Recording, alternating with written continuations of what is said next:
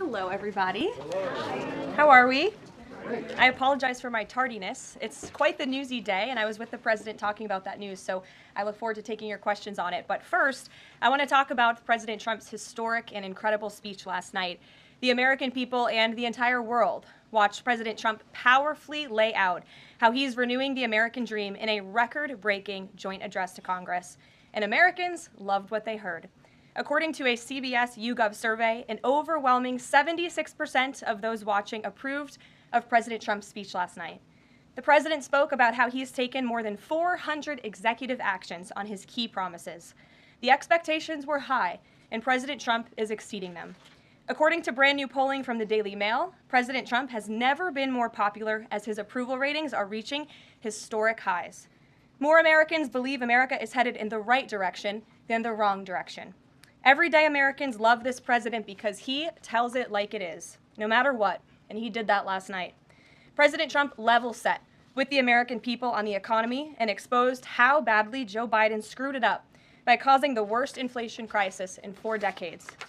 President Trump was honest about where we are while making clear that help is on the way.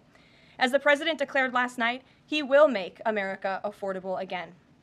Last night, you also saw who motivates the president to work so hard. Everyday Americans, who President Trump shined a spotlight on last night in his speech. From Mark Fogel, who President Trump was finally able to reunite with his family and his beautiful 95-year-old mother after being detained in Russia, to Peyton McNabb, whose heart-wrenching story motivated President Trump to end men in women's sports, and to Allison and Lauren Phillips, the mother and daughter and sister of Laken Riley, who President Trump honored by signing the Laken Riley Act to ensure her name will live on forever. In other amazing and surprise moments, President Trump honored the life of Jocelyn Nungare, who was brutally murdered by illegal alien gang members. He ensured Jocelyn will never be forgotten by renaming a national wildlife refuge in her home state of Texas to honor her life. And in one of the greatest surprise moments of the night, DJ Daniel, an incredible 13-year-old boy who is beating brain cancer, saw his dreams fulfilled by President Trump when he was made an honorary Secret Service agent. And finally, after nearly 4 years, President Trump delivered justice for the families of the 13 American heroes who were killed at Abbey Gate in the Biden-botched Afghanistan withdrawal, which was one of the worst humiliations in the history of our country. President Trump announced that we have detained Mohammed Sharifullah, the monster who was responsible for that horrific attack, and he was delivered to Dulles Airfield earlier this morning. On his first day in office, President Trump's national security team across the federal government prioritized intelligence gathering to locate this evil individual. President Trump's team shared intelligence with regional partners such as Pakistan, who helped identify this monster in the borderland area late last month. Mohammed confessed to his crimes related to Abbey Gate and other attacks in Russia and Iran as well to the Pakistanis.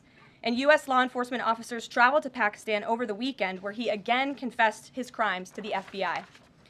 As President Trump said last night, this killer will now face the swift sword of American justice for these atrocities right here on United States soil.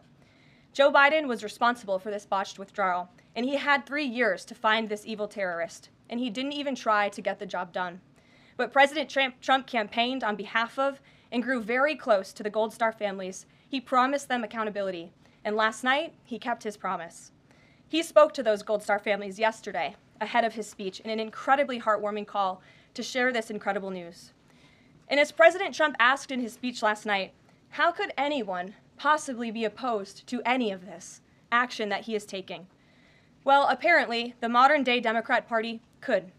The behavior of Democrats last night was completely disgraceful and demonstrated how severely out of touch they are with the American public.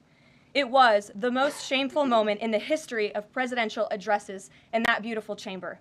In what was supposed to be a unifying moment for our country, Democrat members of Congress instead screamed at the President of the United States, who was just overwhelmingly reelected by their constituents, walked out of the chamber, and worst of all, they disrespected the American people.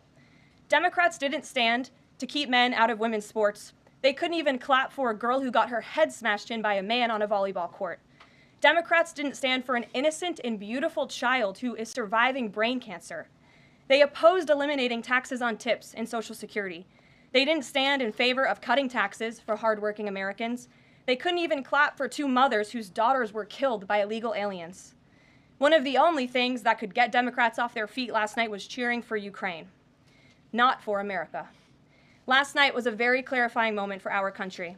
The Democrats exposed themselves as the party of insanity and hate, the party that wants to put America last. They've allowed their Trump derangement syndrome to stop them from celebrating America and our people, and we will not allow them to forget that. And it's not just the Democrat Party. The mainstream media still doesn't get it. Last night, MSNBC's Nicole Wallace disgustingly looped in a 13-year-old boy with brain cancer into an attack on the president over January 6th. And CNN's first chyron out of the speech called it divisive. President Trump wasn't divisive. The Democrats were. And CNN was proven wrong by their own viewers, 69% of whom, in a post-speech poll, said they had a positive reaction to the president's speech. It's sad and frankly pathetic that Democrats and liberals in the legacy media continue to allow their hatred for the president to override their love for our country. But nevertheless, the president will continue to unify this nation through policies that are grounded in common sense and that uplift all Americans. We have an individual in our new media seat today, Mary Margaret Olohan, who is the Daily Wire's first ever White House correspondent. Congratulations, Mary Margaret. The Daily Wire was founded 10 years ago by Ben Shapiro. The Daily Wire now has over 1 million paid subscribers, a monthly network reach of 138 million, and has evolved into a leading conservative multimedia giant. They are now the 5th largest podcast network in the world and home to some of the top-ranked shows. With that, I will take your questions, and Mary Margaret, why don't you kick us off? Thank you so much, Caroline. It's great to be here. Thanks. So I had 2 questions, if that's okay. The first Sure. on last night and the second on Maine. You talked about behavior from Democrat lawmakers, a lot of disruptions, and I just wanted to kind of go back to that. We saw Democrat lawmakers not stand for Laken Riley, for Peyton McNabb, for the son of a slain police officer and 13-year-old cancer survivor. What are the optics of that nationally, just in terms of not just the people who were in the room last night, but across the nation? And also, was President Trump expecting this type of behavior when he was crafting his speech? So I gave a quote to one of the media outlets in this room yesterday that Democrats behaving like children would be the least surprising thing of the night. And unfortunately, that quote did turn out to be true. I think the president and everyone, frankly, was surprised by the Democrats refusing to stand for not the president's policies, because frankly we expected that, but for the everyday Americans who President Trump was shining a light on their stories. Mark Fogel, for instance, an American school teacher who was detained by the Russians. President Trump freed him. If Joe Biden had done that, they all would have been on their feet, but because of it came from President Trump, they weren't. So we think it's very sad, but we're very proud of the president today, and the American people are the people that this president cares about most, and the reviews are in, and everybody loved his speech. Thank you. And then on Maine, we know that the governor of Maine has really pushed back against the president's executive order saying that boys should not be in girls' sports. I spoke with a lawmaker from Maine this morning who told me she'd been censured by state lawmakers for calling a man and speaking up on this. What is the next move for the White House in this battle to protect the integrity of women's sports? Yeah, well, the Department of Education has sued the state of Maine. As you know, there's ongoing litigation. The president has made a commitment to ensure that states are being held accountable if they continue to allow men in women's sports, which he believes is an egregious violation of taxpayer dollars. And so that fight continues, and the president won't back down. Again, this is a common sense policy. 80% of the American people, including more than 60% of Democrats, do not want men in women's sports. So the president will stand by this commitment. Thank you. Gabe, good to see you in here. Good to see you, Caroline. A couple questions. One, can you confirm that the president held talks with the big 3 automakers today, speaking about potentially delaying tariffs? I can confirm, and I'm glad that you asked, because the president sent me out here with a statement directly from him on this. I saw it was reported earlier today by Bloomberg News, and he wanted me to share this with all of you. We spoke with the big 3 auto dealers. We are going to give a 1-month exemption on any autos coming through USMCA. Reciprocal tariffs will still go into effect on April 2nd, but at the request of the companies associated with USMCA, the president is giving them an exemption for 1 month so they are not at an economic disadvantage. So the 3 companies that he spoke to are Stellantis, Ford, and General Motors. They requested the call, they made the ask, and the president is happy to do it. It's a 1-month exemption. And the president just posted on social media that he had spoken with Prime Minister Trudeau. He says he's not satisfied with what the Prime Minister has said when it comes to fentanyl, but less than 1%, as you know, less than 1% of the fentanyl seized last year was in the northern border. What else does Canada need to do? Well, the president did just put out a statement on his call with the governor, Justin Trudeau, as he calls him, of Canada. And he said that he was not pleased, as you said. He said it's not good enough. He told Prime Minister Justin Trudeau that directly. The call ended in a somewhat friendly manner, as the president said, but he's not going to stop standing up for the American people. And to answer your question directly when it comes to fentanyl, for the last 4 years, unfortunately, our neighbors to the north and the south, Canada and Mexico, respectively, have allowed America to be a dumping ground, not just for illegal aliens, but for illegal, poisonous, deadly fentanyl, which is now the #1 killer of young people in this country aged 18 to 34.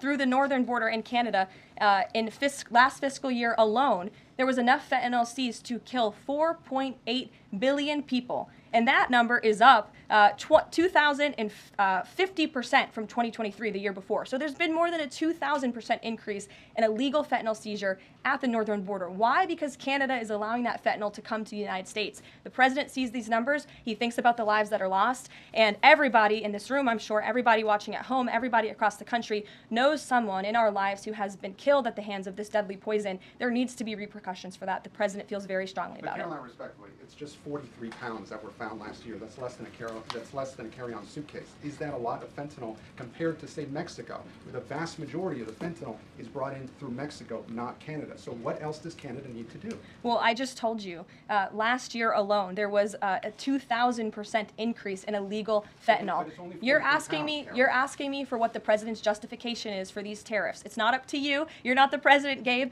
And frankly, I think it's a little bit disrespectful to the families in this country who have lost loved ones at the hands of this deadly poison. If you talk to them, and this president has, they are grateful that they finally have a president who is standing up to both Canada and Mexico, and most importantly, to China as well.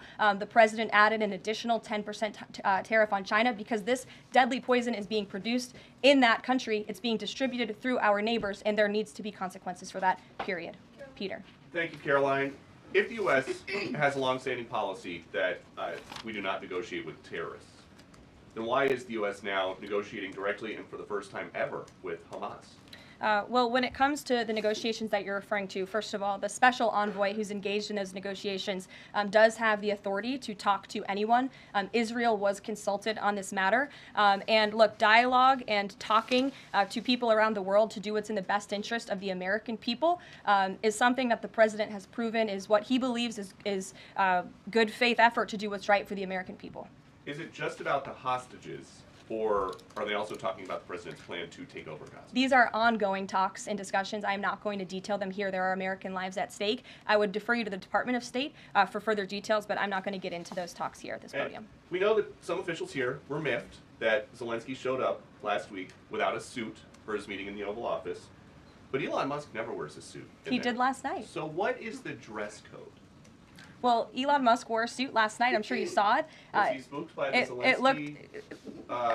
Zelensky getting kicked out? No, I don't think so. I'm just pointing out that he did wear a suit last night, and I think the president liked that very much, and he looked great. Speaking of the president, he just passed me a note while I'm standing here. He wanted me to hold this up. This is the poll that I cited, the CBS YouGov poll that shows that 76% of those who watched the president's speech last night approved of his speech. And so it goes to my earlier point that I made in my monologue about how incredibly sad it is that we have a modern-day Democrat Party who is so severely out of touch with the American public.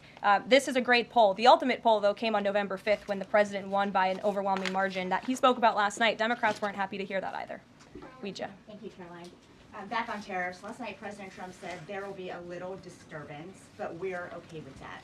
Can you put a dollar figure amount on how much the average American family should expect to pay as this disturbance? And why should Americans be okay with that when so many are already struggling to pay the bills? Well, first of all, last night, the president told the truth. And he was realistic, and he level set with the American people. And I think, frankly, it's very refreshing, and everybody in this room should be very grateful that we have a president who tells the truth about the reality of the economic situation that we are in, unlike the previous president who lied to everybody's faces, saying inflation was transitory, saying it was under control, saying that the border was secure, when none of that was true. So the president is being frank and honest, and the American people elected this president to have monumental reform and change, including rebuilding our manufacturing base face in this country, standing up to foreign nations who have been ripping off our country for decades. And that requires a little bit of disruption. That requires a lot of effort and work that this president is focused on doing. With that said, as the president said last night, his administration is wholeheartedly committed, of course, to ending the inflation nightmare caused by the Biden administration. Look at the deregulation efforts. Look at the president's push last night in his speech for Congress to pass tax cuts, to end taxes on Social Security and overtime pay for hardworking Americans, end taxes on tips. We need Congress to get that done because that's going to put more money back into the pockets of the American people. And I didn't even mention energy. Look at the president's approach and focus on unleashing the might of our energy industry. We know that's the #1 driver of inflation. He's been slashing back a lot of the burdensome regulation from the previous administration to unleash our energy industry here at home, which will drive down costs. He said he is committed to making America affordable again. He did it in his first term, and Americans can trust him to do it again. President Trump Sure. has made clear, Caroline, that he loves tariffs, but the stock market does not. How does he factor that into his decision-making? Well, the president does love tariffs. He said it's one of his favorite words in the English dictionary, and he believes in tariffs because they'll ultimately make America rich again. They're going to raise revenue. They're going to help us pay down our debt. Most importantly, they're going to bring American jobs here back home. So I think for folks on Wall Street who may be concerned, look at what this president did for you in his first term. Wall Street boomed. Stock market boomed. The president expects that to happen again, but most importantly, Main Street is going to boom, and that's why the president has this whole of government economic approach, which includes tax cuts, tariffs, regulation cuts, and an energy industry that will bring down costs for American consumers. Sure, Monica. Thank you, Caroline. You mentioned not one Democrat senator voted to protect women's sports from males. Not one Democrat congressman or congresswoman stood to applaud or support protecting women's space and sports at the president's joint session to Congress last night, as you articulately mentioned at the beginning. So I'm wondering, what message is that sending to not only young women who are competing in these sports across the country, but also to the parents of these young girls? Yeah. I think the message that Americans should take away from last night is that they have a president in the Oval Office who is committed to doing what's right for them, especially women and girls across the country. And I think it's very ironic, thank you for bringing up the point about women, that Democrat women were wearing pink to support our fellow females, yet they couldn't stand, again, for a young woman who was almost killed and severely injured by a man on the volleyball court. They couldn't stand for the mothers of 2 beautiful young women whose lives were taken tragically at the hands of illegal people. So you can't say you're the party of women and then support men and women's sports and not stand up for basic law and order and immigration reform that will protect women in this country. That's what President Trump is doing. He's the president for women. Lindsay, good to see you. Thank you, Caroline. Good to see you. So, speaking of tariffs, China said yesterday that they're ready for any kind of war with the U.S. Because of these tariffs that have been placed on them. And a Chinese spokesperson also said that the tariffs would not lead to a resolution of U.S. concerns about fentanyl originating in China. Can you speak to how the administration is planning on responding to that? Well, I think Secretary Hegseth has responded to that this morning.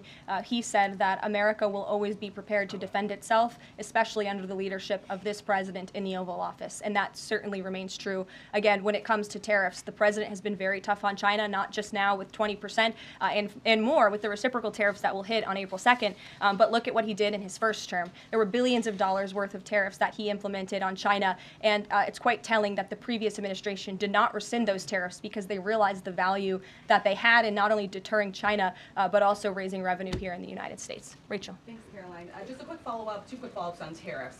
The president mentioned a little disturbance during his remarks yesterday. The CEO of Target says that consumers will likely see prices go up on everything from strawberries to bananas to avocados. How long should Americans expect to pay higher prices? Are we talking a week, a couple of days, a few months? Again, I don't have a crystal ball, but what I can assure the American people is that this president and this administration is doing everything they can. And I would remind you and everybody else in this room that it's because of the previous administration's economic policies that Americans were left with record high inflation. Inflation throughout Joe Biden's entire 48 months in office was at or above 3%. It hit record highs, as you know. And there's a whole list of what the Biden economic disaster this president was left to clean up. It's been a month. But he's working hard every single day to do just that. Just one quick follow-up on the carve-out. Sorry to cut you off there. The U.S. imported $43 million worth of eggs from Canada. I know you mentioned some of the exemptions when it comes to automakers. Will there be any other carve-outs, including for eggs? We know prices are soaring for Americans. The president is open to hearing about additional exemptions. He always has open dialogue, and he'll always do, what's right, what he believes is right for the American people. But again, as for the egg crisis in this country, the president is wholeheartedly committed to ensuring we're increasing our egg supply, and we're also bringing down cost. And Secretary Rollins has been all over this issue. She comes from an agricultural background and family. That's why she's leading that very important department. She wrote an amazing op-ed in the Wall Street Journal. She's been all over the media talking about her plan. She has a real plan. The president endorses it. And he even, gave her an off-the-prompter shout-out last night to say, Brooke, I'm counting on you. It's an important issue. And this White House is working with Secretary of Agriculture every single day to address this issue. Sure, Jordan. Thanks, Caroline. So, what does it say that the Democrats, while they couldn't stand for Americans or stand for victims, they stood for war and clapped for war and clapped for 5 more years of war? Yeah, the president addressed that last night, I think, when he called out Senator Elizabeth Warren and said that, again, as I said in my opening speech, very telling that the Democrats refused to clap for American people and American interests and American priorities, but they did clap for the country of Ukraine, which, by the way, the president's working very hard to end that war. So Democrats should be applauding him for actually doing something about it. Follow up on that if I can. You've spoken recently about how what happened in the Oval Office last week gave Americans an inside look into behind-the-scenes discussions with Zelensky. Is this how he treated Joe Biden and just treated him disrespectfully and received billions of dollars? Well, it's a very interesting question. I don't know if anybody in here asked my predecessor who stood at this podium about that, but there was a report from NBC News that President Biden also got increasingly frustrated with President Zelensky when he was handing out blank checks and President Zelensky kept asking for more. Joe Biden was quite frustrated with that. So again, as I've said repeatedly, Friday revealed the frustrations that this administration has had in closed-door negotiations with the Ukrainians. However, President Zelensky did put out a statement yesterday, which we believe is a positive step forward. And National Security Advisor Mike Waltz has been talking to his Ukrainian counterparts. And so we're in the midst of this, and we'll see what happens next. Caitlin. Thanks, Caroline. I have 2 questions. One on the reprieve that is being granted to these 3 automakers for 1 month on the tariffs on Canada and Mexico. How did the president settle on 1 month? The reciprocal tariffs will go into effect on April 2nd, and he feels strongly about that no matter what, no exemption. So that's where the 1 month comes from. Does he expect them to be able to shift production within a month? He told them that they should get on it, start investing, start moving, shift production here to the United States of America, where they will pay no tariff. That's the ultimate goal. And on the conversations between the White House and the Ukrainians and the letter that President Trump revealed last night that he got from President Zelensky, Director Ratcliffe said today that the president has paused also intelligence sharing with Ukraine. Is that temporary or is that permanent? I believe what the National Security Council told me in regards to that was that they paused or they are reconsidering the funding for Ukraine, as you saw, the pause on the funding. As for intelligence matters, I would refer you to either the National Security Council or the CIA as well. But they're considering lifting or reinstating the military aid going to Ukraine, which they paused. Again, it's a pause for a review. Follow up on that. Sure. The president read parts of the letter that he received last night from President Zelensky. Can you give us a sense of when President Trump now plans to sign that minerals deal after receiving that letter? Those talks are happening as we speak. I just saw the National Security Advisor. He's working very hard on it. I believe he was going into the Oval Office to give the president an update on where this stands. But again, the president is committed to a peace deal. He wants to see this war end. And I think that President Zelensky's message, which he also shared on X as well, is a positive sign in the right direction. The president also said that the United States was reclaiming the Panama Canal. The president of Panama this morning, or at some point today, said that President Trump was lying. Wanted to get your response to that, and also curious if the president had a reason for not specifically mentioning BlackRock last night when he was praising the company that is buying canals or ports around the Panama Canal. Yeah, I'm not sure if Panama has seen what's going on with their own canal, but as you just mentioned, BlackRock is now interested in investing and taking over the 2 ends of the port, which is very important because the president was very vocal several weeks ago about the need to ensure that China is not controlling the Panama Canal. This is a very important place for the United States of America. We also saw that the Panama Canal lifted fees on our U.S. naval ships that are going in and out of the canal. That's a win for the United States of America, and the president will continue to ensure that the Chinese government, the CCP, cannot be infiltrated in the Western Hemisphere, and certainly not in the Panama Canal, which is a very important place for our country. Dasha. The president continues to call the Prime Minister of Canada, Justin Trudeau, Governor of Canada. I'm curious what he means by that, and if there are any plans that are moving forward with trying to make Canada the 51st state. And I have a follow-up on the economy as well. Sure. Well, the president put that in his True Social account, or his True Social post earlier today. He feels strongly that it would be very beneficial for the Canadian people to be the 51st state of the United States. They wouldn't be paying for these tariffs. They'd have much lower taxes if they were part of our great country. On the economy, you and I traveled the country during the campaign. This is an issue that so many voters decided to cast their ballots on, and they voted for President Trump. He has started to have that realistic conversation with the American people, that disturbance comment last night. But I'm curious if you can be real with Americans right now as all of these factors are playing out. Are things potentially going to get worse before they get better? Look, I've now been asked and answered this same question, just given to me in different verbiage, of 3 different times, and I will answer it again in an effort of transparency to the American people, because this is an important issue, and the American people, this president understands that it is. And again, that's why in his joint address to Congress last night, he addressed this issue with a realistic and honest approach. He talked about what this administration is doing to unleash American energy and to make America affordable again, and this administration is wholeheartedly committed to doing it. And I would remind the American public that the first-term record of this president speaks volumes. That's why they reelected him, because they know that he can fix our broken economy, and it's very, very broken from the previous administration. Stephen.